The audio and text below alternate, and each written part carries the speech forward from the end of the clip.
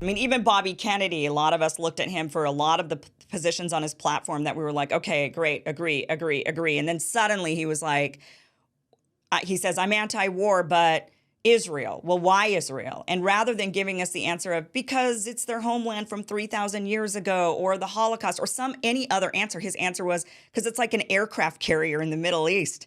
Like he gives us the war, the military answer, the war answer. And that was really disappointing for a lot of people. You've been really consistently anti establishment, anti war, and even on this issue. Why do you think that is? Well, I think it goes back, Kim, when you take a systems approach to life, you develop an ability to see things as they truly are. And you cannot have these harsh inconsistencies. You brought up Booby. I call him Booby Kennedy because I have such disregard for this individual because he is part of the swarm. He is someone who's manufactured by the swarm. And one of the swarm's abilities and needs to survive is to be able to mimic things to attract people, to make them feel, others feel, the peasants feel like they're fighting for them. And that's why Kennedy exists. That's why he's positively or negatively put in the mainstream media, or Bernie Sanders, or people like Tulsi Gabbard, who's a warmonger. She says she's against the Yeah. military establishment, but she's a warmonger. And so they have created these characters who say the words. It's almost like a psychological operation. But their goal is to make you look to the swarm for help. And that's why Kennedy was created. I was Do the you first one who think had to do this. can I ask you Um, with those three in particular? Do you because a lot of yeah, people are very disappointed in all three for those exact reasons. Like Bernie Sanders, that movement, he really seemed like he was going to yeah. be the guy to bring it about, and then he just goes right in line with Democrats, like as if he's just one of them. Same thing, like you mentioned, Tulsi Gabbard, a lot of war rhetoric coming out of her. She was supposed to be the anti-war candidate. Bobby Kennedy, as I mentioned. So why do you think that they were set aside? And like, I mean, are they that? Do you think that they got to them in advance and said, "This is what we want you to do"? Is bring in this anti-establishment populist crowd? Do you think that they were, or is it just their own individual thinking that Well, shifted? I, Was there I think it, pressure? I think you're asking a very, very quantum level question, which is one of the most important things that people need to understand. When you look at the swarm, and people go through that video, what the swarm wants you to do is to look to them for your liberation, for your advancement, as though they're going to help you. This is a very, very central thesis. They do not want the 0.001%, which is probably what the numbers are. I think those numbers are accurate, versus the 8 billion. They do not want the 8 billion self-organizing, which is another systems principle. They do not want the 8 billion raising their consciousness and saying, hey, look, we have to fight for our interests. These people who come from the swarm are never going to do it for us. Now, in order to keep the 8 billion in that state of not fighting for their own self-interest, Kim, they create these characters. They need them. And in my understanding, in modern history, this really started occurring in the 1950s with the McCarthy era.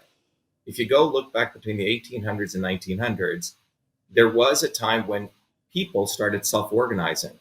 If you look at the women's movement of the early 1900s, if you look at the great upheaval of the late 1800s, when we were transitioning from the agrarian world to the industrial world, the factories were horrible places to work in the United States, or for that matter, Europe. Children were working, child labor, there was no infrastructure. So there was a broad movement. Millions of people started organizing bottoms up in the United States. Between 1900 to 1970, there were close to 200 million people on the streets protesting for workers' rights, and close to 11,000 strikes. Since 1970 till today, it's been maybe 900 strikes among 2 million people. So look at the vast difference. And so the establishment recognized, the swarm recognized that they do not want people self-organizing. In order to avert that, the swarm did something fascinating. They said, we can never allow this to occur again. So a guy like McCarthy attacked these bottoms up movements. Again, in Milwaukee, Wisconsin, 9 American workers were shot by the National Guard fighting for the 8-hour workday.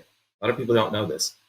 So Joseph McCarthy basically said all of these people are capital C communists being run out of. And so all of these bottoms up movements were converted or put in the light of that there are communist movements being run out of Russia, right? They must be, and the concept of workers unite could never come up organically. Wow. So after that period, it's very important, it's the 1950s. So the right wing cut the legs off the workers' movement by calling them quote unquote communists. The left wing, which was at that point really bottoms up trade unions, truly organic, was taken over by the so-called left. So by 1970, that's when, remember, Reagan busts the PATCO workers. The unions were really taken over by the mob and people like the Bernie Sanders and the Booby Kennedys and the Tulsi Gabbards. So this was effectively done because they knew they did not ever want a bottoms-up organized movement. And this is the central understanding everyone needs to get. They're fine with Booby Kennedy, you thinking, oh, Booby's going to help us, or Tulsi's going to help us, or Bernie. And to me, I saw this manifested as a young activist in 1984 at MIT. If you remember, Walter Mondale was running against a guy called Reagan, Democrat and Republican. Yeah. In the midst of that, a fellow by the name of Jesse Jackson shows up. People remember this. He had this thing called the Rainbow Movement. A lot of rhetoric, and young idealists like myself, wow, Jesse's anti-establishment.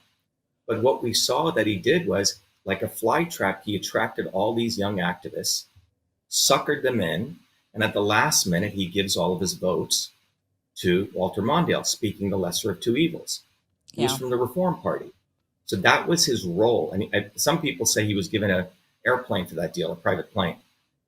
Well, so and that's the question forward, is the question is like, did he do it because they sat him down and said, listen, this is what we want you to do? Did he do it because he realized when he got to the kind of the end, the finish line, he realized, oh crap, I don't have a future. I don't have, I'm going to be crushed by the swarm if I don't join the swarm. Is it a self-preservation or is it corruption? I think it's probably a mixture of all those things. I haven't had time to do the archaeology, but it was probably a combination of all those things. Yeah. I don't think he was about building a bottoms-up movement. It was about him. It wasn't about recognizing how movements are built. And this is why I spend a lot of time in our movement, Truth, Freedom, Health, educating people this history I just gave. Without that history, Kim, people don't understand the importance of building these bottoms-up movements, decentralized, educating people so it's not relying on one individual. It has to be decentralized. So that's a critical thing. So after that point, so when Bernie Sanders ran, I had a good friend of mine, very smart woman, MD, PhD out of Harvard, a neuroscientist. She was heading up the entire Bernie campaign in New England. She comes to my home. She says, Shiva, you're anti-establishment. You got to support Bernie. I said, look, Lori, Bernie's going to do exactly what Jesse Jackson did in 1984. Mark my words, at the last minute, at the Democratic convention, Bernie Sanders is going to hug Hillary Clinton. And he's going to say, you have to vote for her. She goes, you're so full of shit. You're always critical of everyone. I hate you. And she leaves. She leaves. I didn't see her for 2 years. Very good friend. 2 years later, she calls me crying. And she said, Shiva, you were so right. I gave my life to this guy, and he did exactly what you said. I said, the reason is, Lori, you're smart, but you don't understand there's an engineering dynamics here. These people would not be getting mainstream media attention. They would not be on all these stations if they were not endorsed by them. And once you understand that, it becomes very easy why you must call out Booby Kennedy or Trump, etc. The swarm is very clever. It will create the theater. And that's what we're seeing right now with Israel. So when you look at Israel, using that systems approach, Kim, it gives you a prescience to see things, not because you're super smart, it's because there are certain principles that are there. So right now, if you look at what's going on with Israel, it's the same phenomenon. And to understand that, we have to understand the interlinkages of history. So if you go back to 2008, Barack Obama was brought in as a candidate of the swarm, right? Overnight, the Pritzkers, I think one of the big families in Chicago funded him. And this one-term senator is thrust upon people because people were pretty upset at that point with the Bushes. So they needed hope. So Obama is created and he's thrust upon people. In fact, 57% of people voted for Trump, voted for Obama.